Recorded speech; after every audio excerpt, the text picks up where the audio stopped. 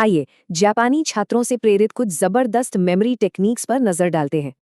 कभी कभी एक छोटा सा फॉर्मूला याद करना भी मुश्किल हो जाता है ना, ये एक आम बात है। दूसरी तरफ जापानी छात्र रोजाना 100 से ज्यादा मुश्किल कांजी अक्षर याद कर लेते हैं। तो इसका राज रट्टा मारना नहीं है, बल्कि एक रिदम है। पहली टेक्निक है कांजी कोडिंग। इसमें मुश्किल जानकारी को तस्वीरों और कहानियों में बदला जाता है।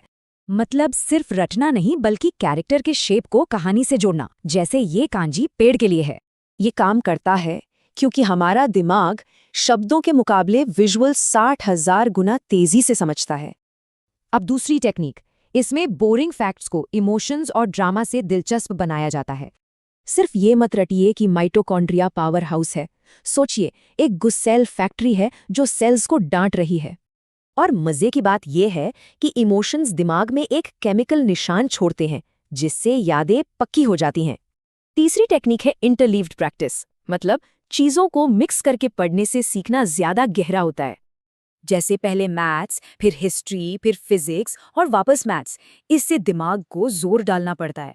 शुरू में ये मुश्किल लगता है, पर इसी दिमागी कसरत से यादें और भी मजबूत हो जाती हैं।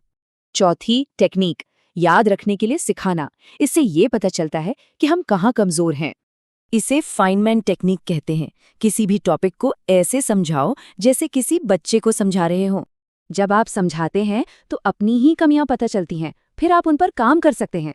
और पांचवी टेक्निक, इसका राज इसमें नहीं कि पन्ने पर क्या लिखा है, बल्कि इसमें है कि क्या नहीं लिखा। जापानी स्टाइल नोट्स में काफी खाली जगह होती है। ये विजुअल गैप दिमाग को फोकस करने में मदद करते हैं। पॉइंट्स के बीच ये ब्रीदिंग रूम या खाली जगह जानकारी को याद रखने में बहुत मदद करती है।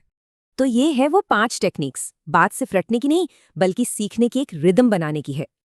अब सवाल ये है कि इनमें से कौन सी जबरदस्त टेक्निक सबसे पहले आजमाई जाए।